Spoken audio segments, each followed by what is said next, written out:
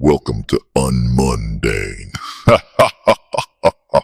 Buckle up. There are places that whisper secrets, houses that seem to hold their breath, waiting.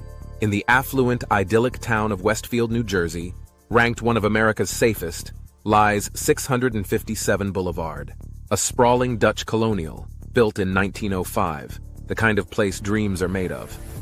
In June 2014, Derek and Maria Broaddus thought they'd found theirs. They purchased the house for over $1.3 million, ready to move in with their 3 young children, ready to begin a new chapter. Little did they know they'd never spent a single night there, because someone else was already waiting. Someone who called themselves the Watcher. Just days after closing, before the moving trucks arrived, while contractors began renovations, Derek checked the mailbox. Inside, a thick white envelope addressed simply to the new owner. No return address.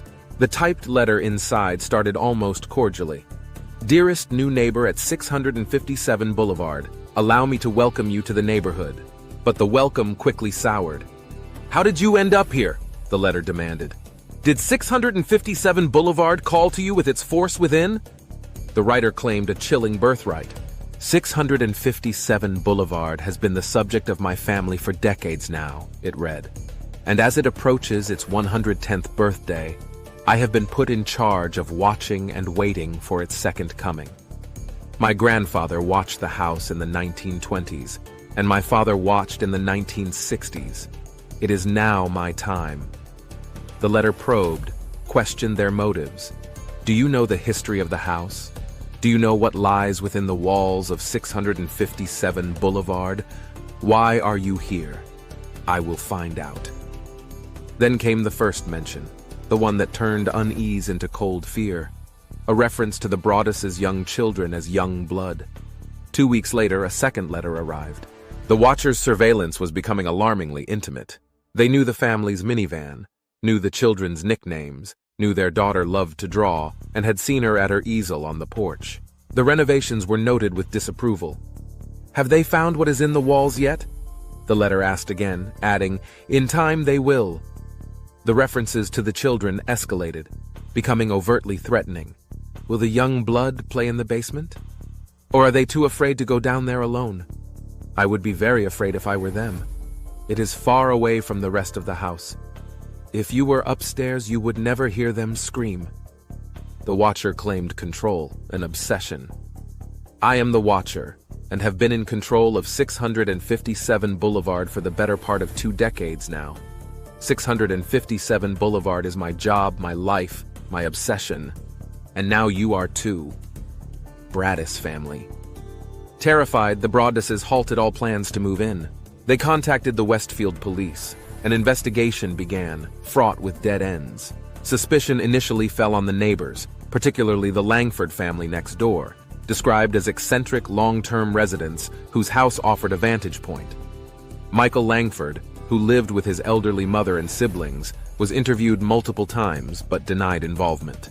No hard evidence linked him. The Broadduses, desperate, hired their own team, a private investigator, a former FBI profiler. Still, nothing concrete emerged. A third letter arrived in July 2014. The Watcher seemed angry the house remained empty. "Where have you gone to?" it demanded, berating them for the changes made during renovations.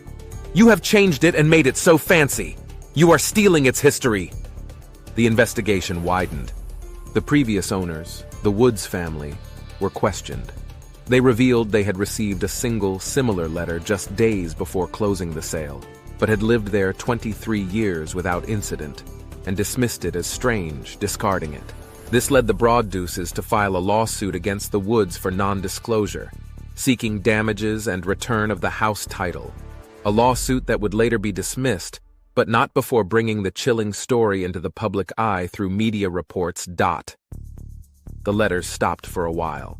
Unable to move in, unwilling to subject their children to the terrifying uncertainty, the Broadduses tried to salvage their investment.